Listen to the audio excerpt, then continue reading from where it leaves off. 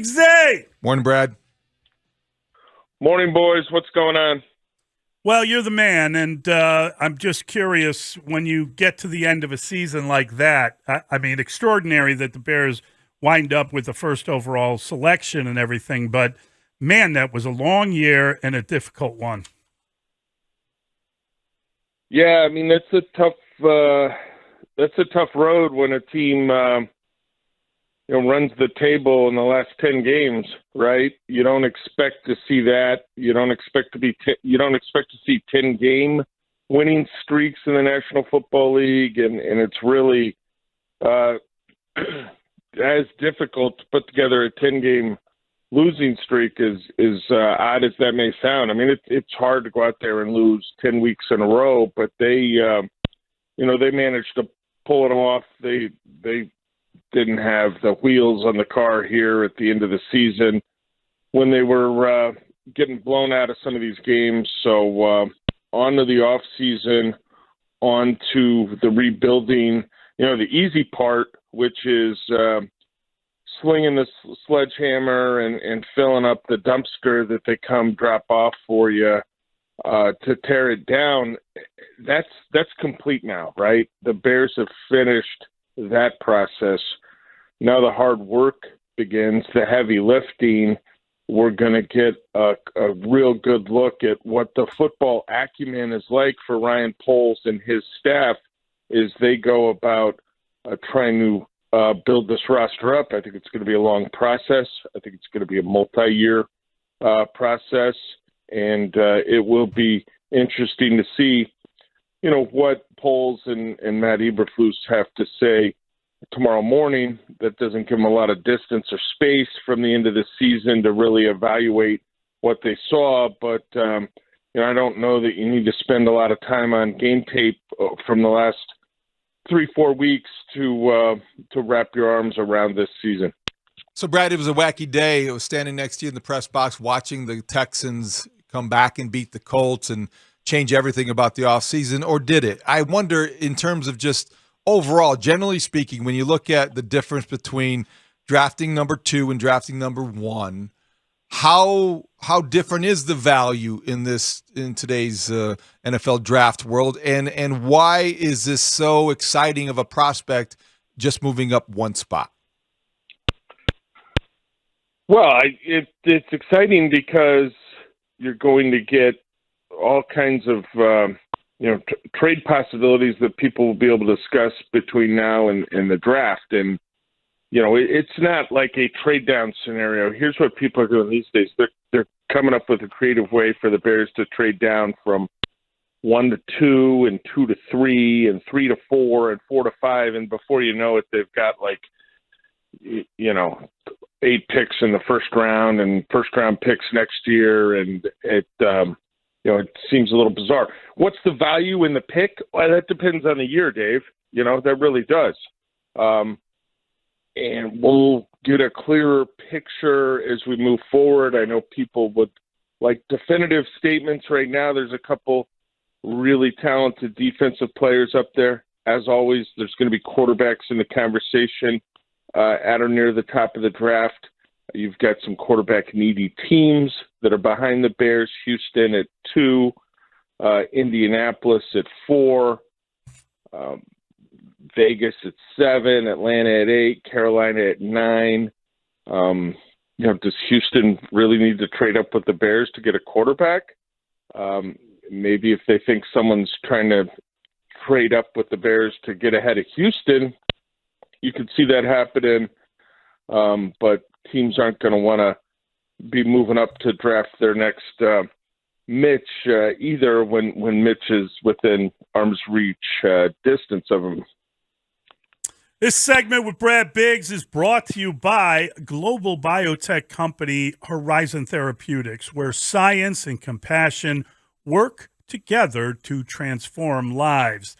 And Brad, I guess when we start the evaluation and we look at this season, a difficult one, right? We know that the 10-game losing streak, the most in team history, the 14 losses, the most losses in team history.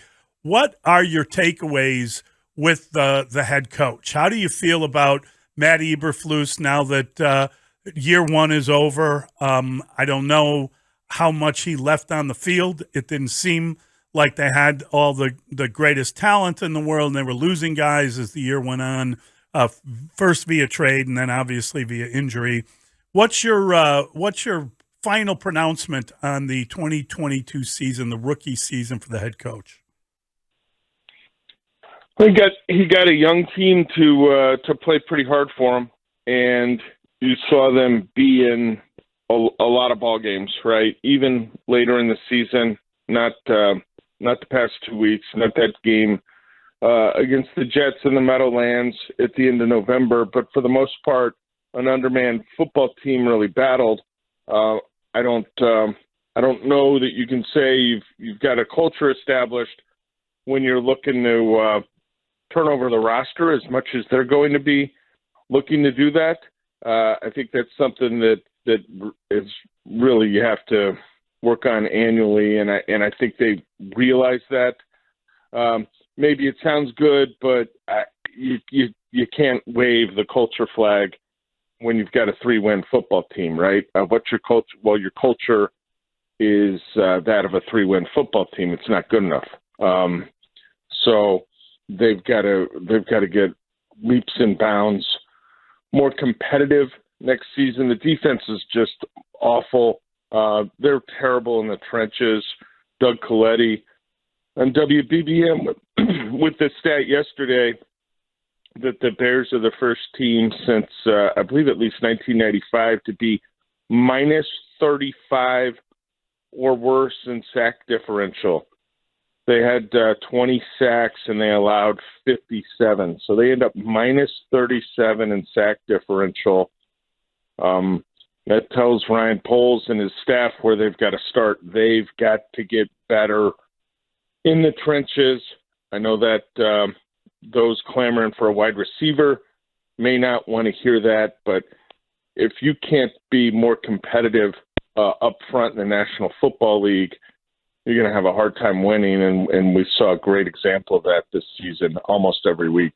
Brad, great piece in the Tribune on Sunday. You looked at the Bears draft realities, and you played it out as the Bears need to play it out with Ryan Poles and his staff. If they are where they are now, the number one position in the draft, and they have a philosophy of taking the best player available, due diligence requires them to include quarterbacks in that evaluation. And then in theory, if the quarterback is the number one player on the board, consider taking him. It's most likely that they will be trading that pick if that's the case.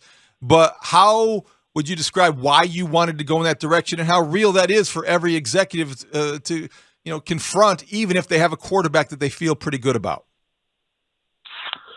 Well, when you're at the top of the draft, especially when you're number one, but if you're in the top, say, 4 or 5, you're hoping to not be in that rare territory again. So you're up there. Quarterbacks, that's where they go. You've got to inspect them closely, see what you think, project what they can become, because you're there. You're right there in the neighborhood where they get selected. That has to be done. You've got to evaluate them against your quarterback and how your quarterback performed. And the Bears' passing offense was historically bad this season. Not just bad, historically bad. Over the last 25, 40 years, you look at various categories, just awful. So they've got to improve the offensive line. We talked about the sack differential a moment ago. They've got to get better in the trenches. The wide receivers were not good enough. Byron Pringle got $4 million this year. He made 10 catches, guys. I'm sure they expected a lot better from him. Knowing him as he came over from the Chiefs, along with Poles and some other people now in the organization, but they've got to be better at wide receiver, and the quarterback's got to be better. So you've got to take a look at available quarterbacks, get a real up-close look at them, and then compare that to what you think of your guy in Justin Fields and how he'll be moving forward. And I would imagine the plan will be to build this out from the inside in the trenches. But they've got to look at that because while Justin Fields showed promise this year and flashed, everybody takes blame in the lack of production from the passing offense. And while some will take that as an attack on Justin Fields, no, it's a criticism of the entire passing offense. That's all 11. Yeah, Brad, I got to tell you, I think that it starts with building the line of scrimmage, both sides of the ball. I do believe in the inside out theory of building a football team. They've got to get pass rushers. They've got to figure out a way to improve the defensive front, but they need work on that offensive line too. And I don't know how extensive that has to be. I know you said that Braxton Jones, the left tackle, played every snap, but I don't know how well he played on every snap, and I don't know that you've solved anything by investing playing time with a guy like that. I think Braxton Jones, the plan there has got to be to take a look at what's available. If they can bring in a top-flight left tackle, you're going to do that in a second. And at that point, then you would say, okay, could we fit Braxton Jones in here somewhere else on the line? Is there a spot that we think he can get better at? If that left tackle is not available, if you can't find a way to add a premium left tackle via free agency or with what would have to be a very high draft pick, I think you need to, at minimum, create competition for him, push him a little bit. He sounded motivated to get started early this offseason with a lot of work in the weight room to come back as an improved and better football player next year. And I think he's, you don't know where the ceiling is for him just yet. But, yeah, the due diligence applies at a position like left tackle. You want to talk about improving your offensive line, you should probably start the conversation at the premier position, which is left tackle.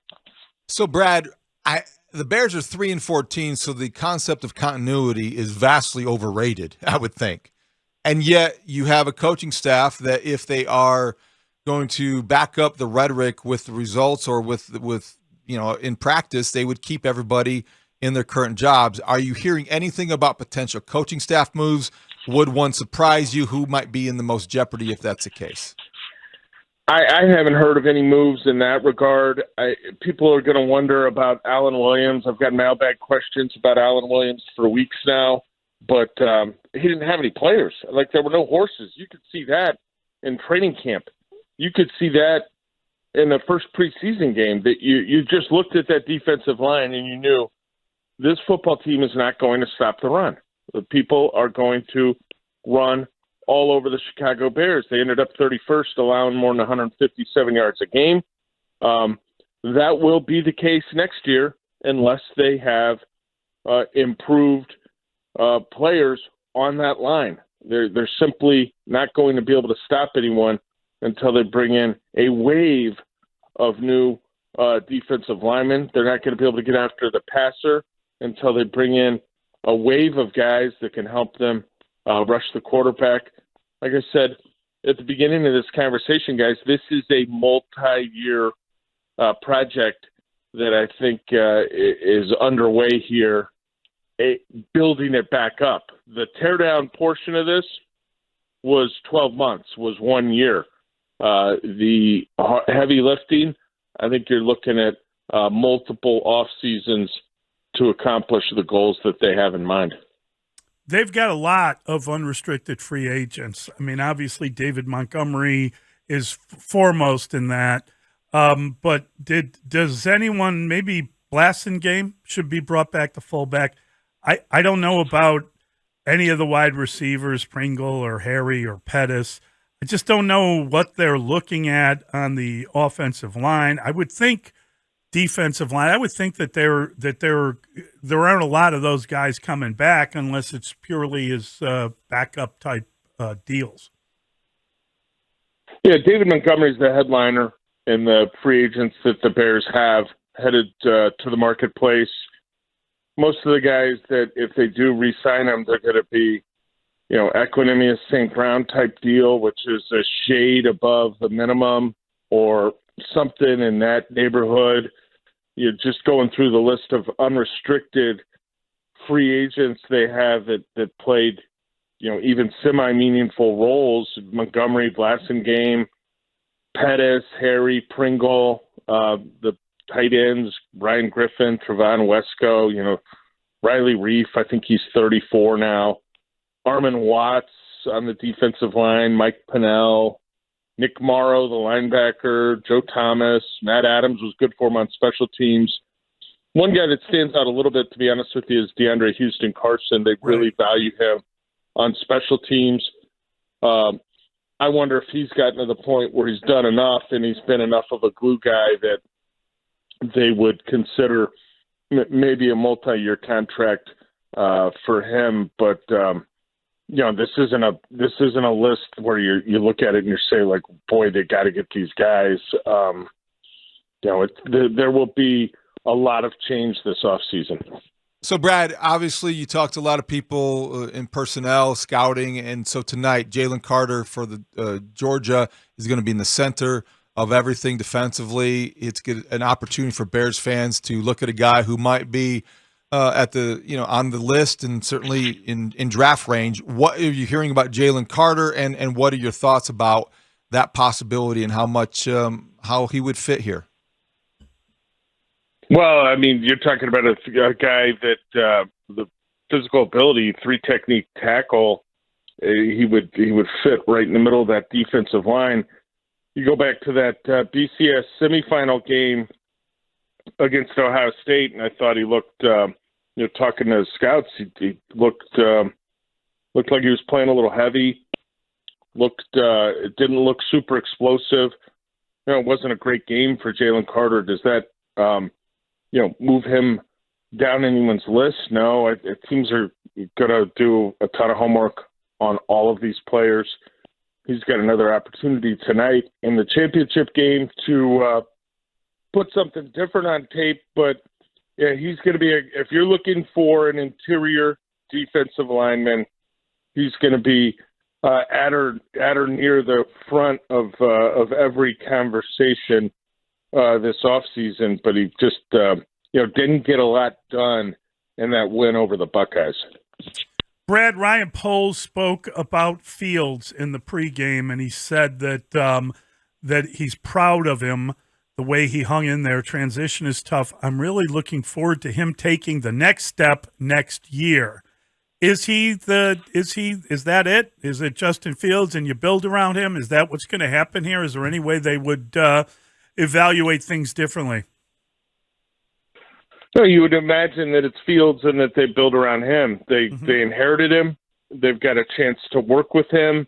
They realize with any quarterback that they would have, they've got to be better supporting that position.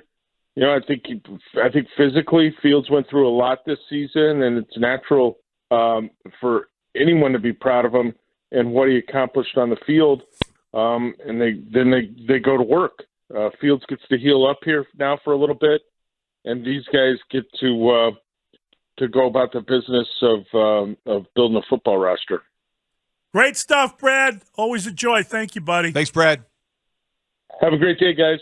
That is our guy, Brad Biggs, the football man from the Chicago Tribune.